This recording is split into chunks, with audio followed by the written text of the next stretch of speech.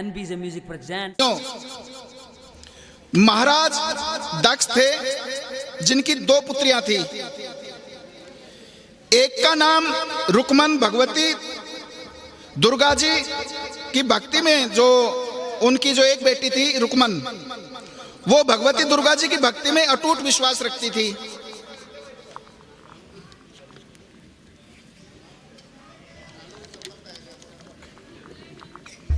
के साथ कीर्तन एवं महात्म का जो कथा सुना करती थी। एकादशी के दिन एक बार भूल से छोटी बहन रुक्मन ने मांसाहार कर लिया, मांस अंडे वगैरह खा लिए उसने। जब बहुत गुस्सा आया और बोली, तू है तो मेरी बहन, परंतु मनुष्य देह पाकर तूने बहुत नीच कार्य किया है। हम जो इस मनुष्य योनि में जन्म हमने लिया है और हम जो ये मांस मदिरा वगैरह का सेवन करते हैं वो हमारे लिए शोभनीय नहीं है। ये राक्षसों के लिए है, मनुष्यों के लिए ये चीजें नहीं है। तो उसने उसको श्राप दे दिया अपनी बहन रुक्मन को, तारा रानी ने, कि तू छिपकली बनने योग्य है। बड़ी बहन के मुख से निकले शब्दों को रुक्मन ने शिरोधार्य कर लिया और साथ ही उसका प्रायश्चित पूछा। जब तारा रानी ने रुक्मन को श्राप दिया कि तू छिपकली बन जा, तो रुक्मन ने उसका श्राप आशीर्वाद मान के और उसको स्वीकार कर लिया, शिरोधार्य कर लिया और कहने लगी कि मैंने आपके श्राप को प्रसाद मानकर स्वीकार किया है, लेकिन आप एक उपाय बताओ कि मैं इसका प्रायश्चित कैसे करूं, मेरा ये श्राप कब खत्म होगा, कैसे होगा। तो तारा रानी ने कहा, त्याग और परोपकार से सब पाप छूट जाते हैं। दूसरे जन्म में तारा देवी इंद्रलोक की अप्सरा बनी और छोटी बहन रुक्मन छिपकली की योनि में प्रायश्चित का अवसर ढूंढने लगी। दोनों बहनों का वो जन्म पूरा हो लिया। तारा रानी तो इंद्र के लोक में अप्सरा बन जाती है और रुक्मन दूसरे जन्म में छिपकली बन जाती है। द्वापर युग में जब पांडवों ने अश्वमेध यज्ञ किया, तब उन्होंने दूत भेजकर दुर्वासा ऋषि सहित 33 करोड़ देवी देवताओं को निमंत्रण दिया था। जब पांडवों ने अश्वमेध यज्ञ किया तो उन्होंने, जो उस समय द्वापर में दुर्वासा ऋषि थे जो सबसे बड़े थे, और उनके सहित 33 करोड़ देवता, उन सबको निमंत्रित किया। जब दूत दुर्वासा ऋषि के स्थान पर उनके आश्रम पर निमंत्रण लेकर गया तो दुर्वासा ऋषि बोले, यदि 33 करोड़ देवता उसमें भाग लेंगे तो मैं उसमें सम्मिलित नहीं हो सकता। दूत 33 करोड़ देवताओं को निमंत्रण देकर वापस पहुंचा और दुर्वासा ऋषि का वृत्तांत पांडवों को सुनाया। जब उसका दूत, पांडवों ने जो दूत भेजा था ऋषि को भी और देवताओं को भी, वापस आता है और आकर के कहता है कि मैं सभी को निमंत्रित करके आया हूं, और दुर्वासा ऋषि ने यह चीज कही है कि भाई यदि देवता आएंगे तो मैं नहीं आऊंगा। यज्ञ आरंभ हुआ, 33 करोड़ देवता यज्ञ में भाग लेने आए। उन्होंने दुर्वासा ऋषि को न देखकर पांडवों से पूछा कि ऋषि को क्यों नहीं बुलाया। अब देवताओं ने ऋषि के सम्मान में कि भाई इतने बड़े ऋषि है, वो क्यों नहीं आए, तो वो पांडवों से पूछते कि दुर्वासा ऋषि क्यों नहीं आए। तो इस पर पांडवों ने नम्रता सहित उत्तर दिया कि उन्हें निमंत्रण भेजा गया था, परंतु वे अहंकार के कारण नहीं आए। यज्ञ में पूजन हवन आदि निर्विघ्न समाप्त हुए। तत्पश्चात भोजन के लिए भंडारे की तैयारी होने लगी। दुर्वासा ऋषि ने जब देखा पांडवों ने उनकी उपेक्षा कर दी है, तो उन्होंने अत्यंत क्रोध करके पक्षी का रूप धारण किया और अपनी चोंच में शरप लेकर, और जो भंडारे में जो खीर बन रही थी, कढ़ाई थी, उसके अंदर वो सांप को डाल देते हैं। जिसका उसके बारे में किसी को भी नहीं पता था। जो रसोइये थे जिन्होंने खाना बनाया था, खीर जो बना रहे थे, किसी को नहीं पता था कि इसमें सांप गिर चुका है। तो वह जो सर्प खीर की कढ़ाई में गिर गया और नीचे जाकर तली में बैठ जाता है। तो एक छिपकली जो पिछले जन्म में तारा देवी की छोटी बहन थी, रुकमन जिसका नाम था, जिसने बहन के शब्दों को सिरोधार्य कर इस जन्म में छिपकली का जन्म लिया था, तो वो ये सारी चीजें देख रही थी। शराब का भंडारे में गिरना देख रही थी। तो उसने त्याग व परोपकार की शिक्षा अब तक याद थी कि उसकी बहन ने उसको प्रायश्चित का जो एक उपाय बताया था कि त्याग और परोपकार, इससे अच्छे अच्छे श्राप जो है समाप्त हो जाते हैं। तो वह भंडार की जो दीवार थी उस पर वो बैठी हुई थी, चिपकी हुई थी दीवार पर। तो प्रतीक्षा करने लगी कि कोई आए कोई आए। जब रसोइये खीर लेने के लिए, प्रसाद लेने के लिए वहां गए, तो वो उन सब के सामने छिपकली जो है उस कढ़ाई में गिर जाती है। निदान लोग छिपकली को बुरा भला कहते हुए खीर की कढ़ाई को खाली करने लगे। अब उनको तो यही दिखा कि भाई इसमें छिपकली पड़ गई। अब वो छिपकली को भला बुरा कहते हैं और उस कढ़ाई को जो है खाली करने लग जाते हैं। अब इसमें तो जहर हो गया और चलो इसको दबा देते हैं। तो जब वो कढ़ाई खाली करने लगे तो उसमें नीचे एक मरा हुआ सांप निकला। अब सबको मालूम हुआ कि छिपकली ने अपने प्राण दे करके हम सबके प्राणों की रक्षा की है। इस प्रकार उपस्थित सभी सज्जनों और देवताओं ने उस छिपकली के लिए प्रार्थना की कि उसे सब योनियों में उत्तम मनुष्य जन्म प्राप्त हो तथा अंत में वह मोक्ष को प्राप्त हो। तीसरे जन्म में वह छिपकली राजा सेप्रस के घर कन्या बनी। दूसरी बहन तारा देवी ने फिर मनुष्य जन्म लेकर तारामती नाम से अयोध्या के प्रतापी राजा हरिश्चंद्र के साथ विवाह किया। राजा सप्रस ने ज्योतिषियों से कन्या की कुंडली बनवाई। ज्योतिषियों ने राजा को बताया कि कन्या राजा के लिए हानिकारक सिद्ध होगी, इसके सगुन ठीक नहीं है, अतः आप इसको मरवा दीजिए। राजा बोले, लड़की को मरवाना पाप है, बहुत बड़ा पाप है, मैं उस पाप का भागी नहीं बन सकता। तब ज्योतिषियों ने विचार करके राय दी, हे राजन, आप एक लकड़ी की संदूक बनवाओ और उसमें सोना चांदी आदि भरवा दो और उसमें हीरे जड़वा दो। फिर उस संदूक के भीतर इस लड़की को बंद करके नदी में प्रवाहित कर दीजिए। सोने चांदी से जड़ा हुआ संदूक अवश्य ही कोई लालच में इसको निकाल लेगा और आपकी कन्या को भी पाल लेगा, आपको किसी प्रकार का पाप नहीं लगेगा। ऐसा ही किया गया और नदी में बहता हुआ संदूक काशी के समीप एक भंगी को दिखाई दिया। राजा सप्रस ने वही किया जैसे ज्योतिषियों ने बताया कि आप पे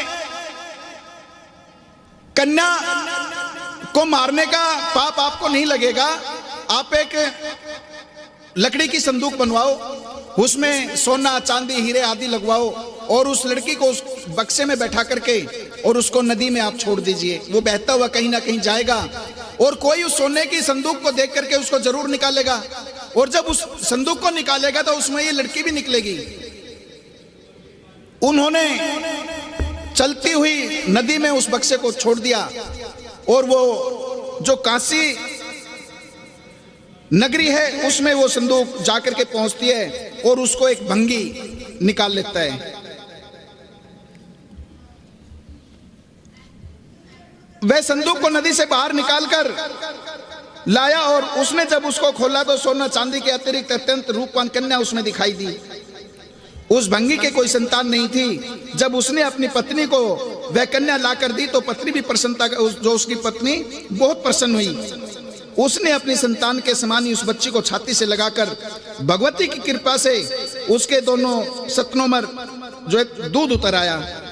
पति पत्नी दोनों ने प्रेम से कन्या का नाम रुक्को रख दिया। रुक्को की सास महाराजा हरिश्चंद्र के घर सफाई आदि किया करती थी।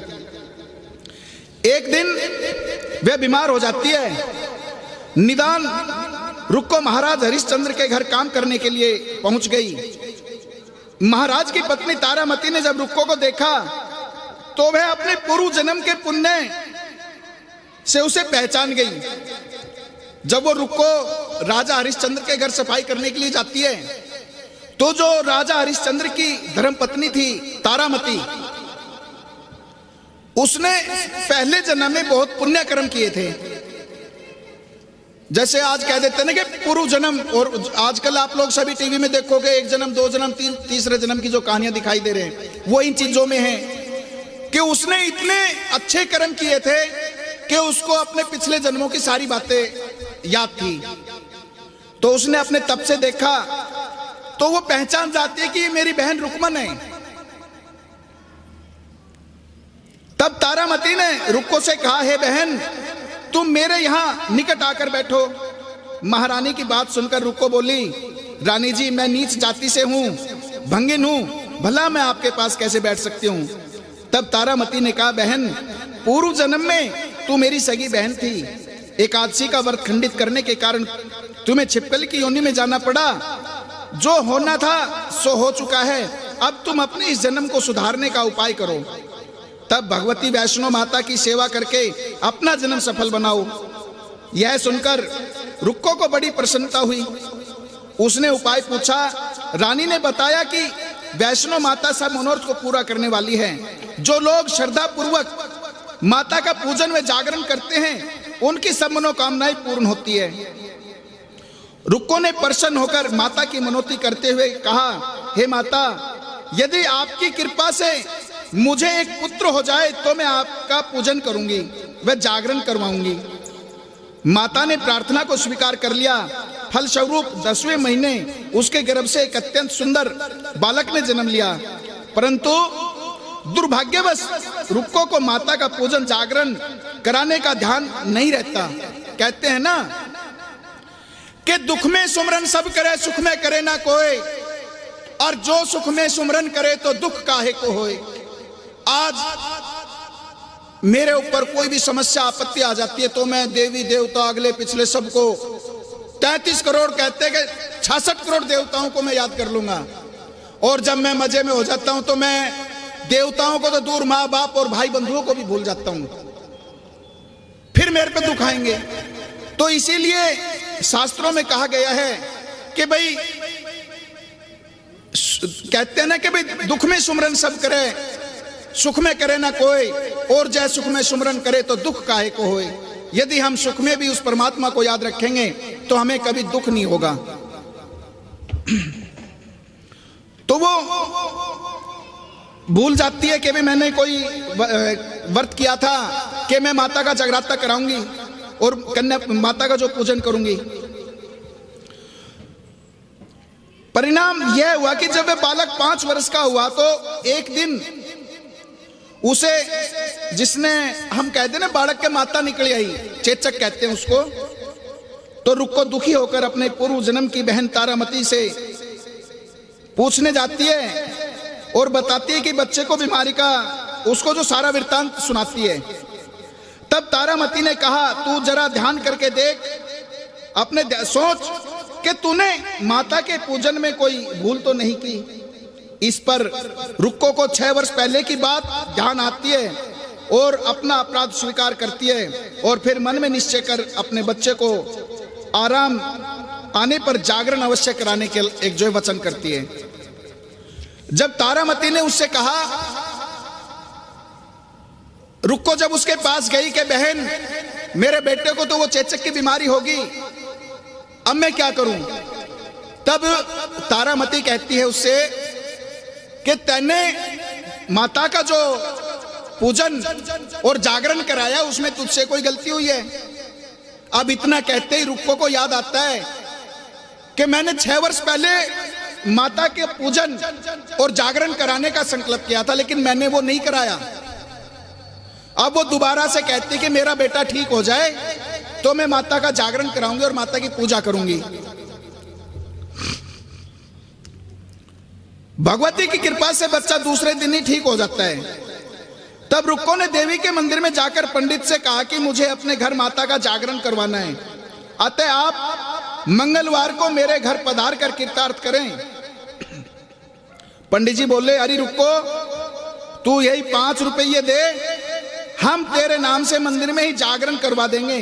तू नीच जाति की स्त्री है, इसलिए हम तेरे घर जाकर देवी का जागरण नहीं कर सकते। रुक्को ने कहा, हे पंडित जी, माता के दरबार में तो ऊंच नीच का कोई विचार नहीं होता, वे तो सब भक्तों पर समान रूप से कृपा करती हैं, अतः आपको कोई ऐतराज नहीं होना चाहिए। इस पर पंडितों ने आपस में विचार करके कहा, यदि महारानी तारामती तुम्हारे जागरण में पधारे तब तो हम स्वीकार कर लेंगे कि भी हम आपके घर जागरण करेंगे। यह सुनकर रुक्को महारानी के पास गई और सब वृत्तांत कह सुनाया। बताया कि मैं ऐसे ऐसे जागरण के लिए पंडितों के पास गई थी, तो उन्होंने जागरण करने से मना कर दिया है। फिर उन्होंने कहा, यदि रानी तारामती आपके घर आए तो हम जागरण के लिए आ जाएंगे। तारामती ने जागरण में सम्मिलित होने का वचन दे दिया, कहती कि मैं तेरे जागरण में आऊंगी। जिस समय रुक्को पंडितों से यह कहने गई कि महारानी जी जागरण में आवेंगी, उस समय एक नाई था सैन। कहते हैं ना कि पक्षियों में कौवा और आदमियों में नौवा, नाई जिसको कहते हैं, ये बहुत तेज, यहां बैठे बैठे वहां का हिसाब लगा लेते हैं। सैन एक नाम का एक नाई था, उसने सुन लिया और उसने महाराज हरिश्चंद्र को आकर के बताया। राजा ने सैन नाई से सब बात सुनकर कहा कि तेरी बात झूठी है, महारानी भंगियों के घर जागरण में नहीं जा सकती। फिर भी परीक्षा लेने के लिए उसने रात को अपनी उंगली पर थोड़ा सा अपनी उंगली को काट लेता है, जिससे उसे नींद नहीं आवे, कि दर्द होगा तो नींद नहीं आएगी।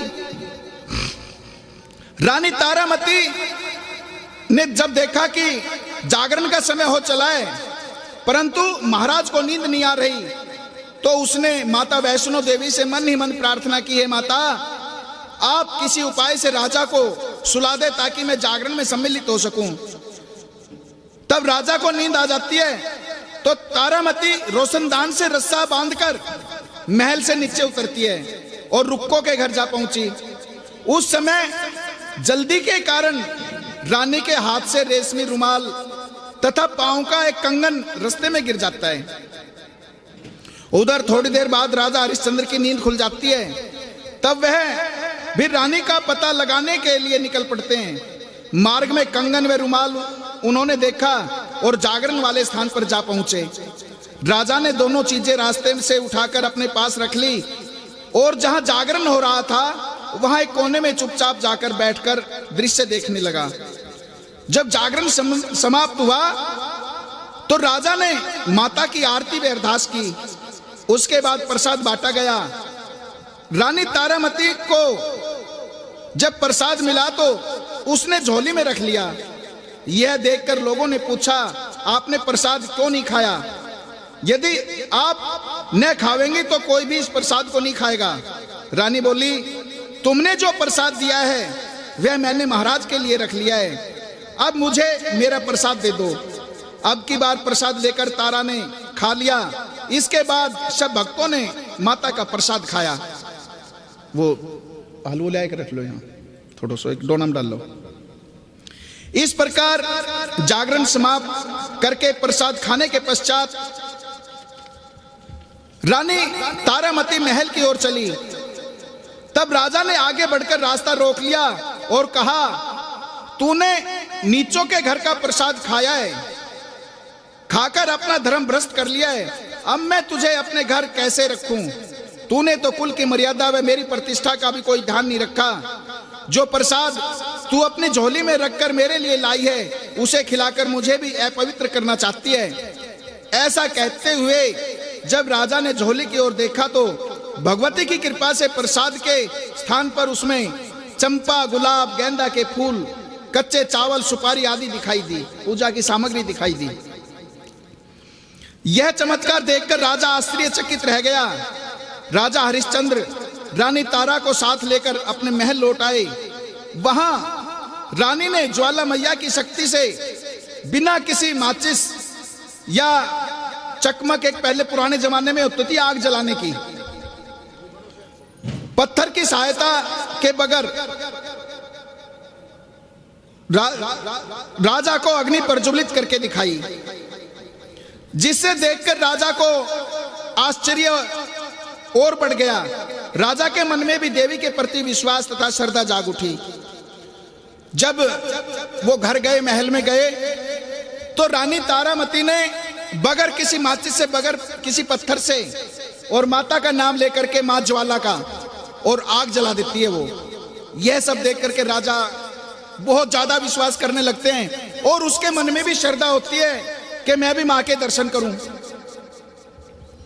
इसके बाद राजा ने रानी से कहा, मैं माता के प्रत्यक्ष दर्शन करना चाहता हूं।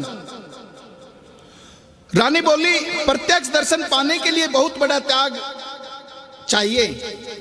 यदि आप अपने पुत्र रोहतास की बलि दे सके तो आपको दुर्गा देवी के प्रत्यक्ष दर्शन प्राप्त हो सकते हैं। राजा के मन में तो देवी के दर्शन की लगन हो गई। राजा ने पुत्र मोह त्याग कर रोहतास का सिर देवी को अर्पण कर दिया। उसकी ऐसी सच्ची श्रद्धा एवं विश्वास देखकर दुर्गा माता सिंह पर सवार होकर उसी समय वहां प्रकट हो जाती है। जब राजा के मन में एक लालसा हुई कि मैं माता को प्रत्यक्ष देखना चाहता हूं, तो तारामती से कहता है कि आप माता की भक्ति करते हैं, अगर आप भगत हैं तो मुझे बताओ कि माता मुझे दर्शन कैसे देंगी।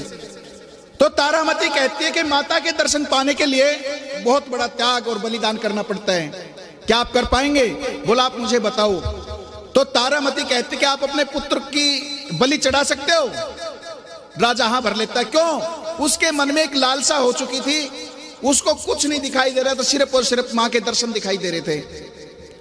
अब उसने जो है अपने पुत्र की बलि चढ़ा दी, उसकी अपने पुत्र का सिर काट करके और माता को चढ़ा दिया। अब उसकी सच्ची श्रद्धा और विश्वास को देखकर माता प्रसन्न होती है और मां सिंह पर सवार होकर के उसके सामने प्रकट हो जाती है। और राजा हरिश्चंद्र को दर्शन देकर के कृतार्थ किया। मरा हुआ पुत्र भी जीवित हो गया। चमत्कार देखकर राजा हरिश्चंद्र गदगद हो गए और उन्होंने विधि पूर्वक माता का पूजन करके अपने अपराधों की क्षमा मांगी। इसके बाद सुखी रहने का आशीर्वाद देकर माता अंतर्ध्यान हो जाती है। राजा ने तारा रानी की भक्ति की प्रशंसा करते हुए कहा, हे तारा, मैं तुम्हारे आचरण से अति प्रसन्न हूं। मेरे धन्य भाग जो तुम मेरे घर में मेरी पत्नी के रूप में आई हो। इसके पश्चात राजा हरिश्चंद्र ने रानी तारा देवी की इच्छा अनुसार अयोध्यापुरी में माता का एक भव्य मंदिर तैयार करवा दिया। आयु उपरांत सुख भोगने के पश्चात और राजा हरिश्चंद्र, रानी तारा एवं रुक्मन भंगिन तीनों ही मनुष्य योनि से छूटकर देवलोक को प्राप्त हुए। और माता के जागरण में तारा रानी की इस कथा को जो मनुष्य भक्ति पूर्वक पढ़ता व सुनता है, उसकी सभी मनोकामनाएं पूर्ण होती है, सुख एवं समृद्धि बढ़ती है, शत्रुओं का नाश एवं उसका सारा मंगल होता है। इस कथा के बिना जागरण पूरा नहीं माना जाता। ये एक हमारे आज एक परंपरा चली हुई है। बोले शेरों वाली मैया की जय, बोल तारा रानी की जय। आ जाओ, अब आरती करेंगे भाई, खड़ा हो।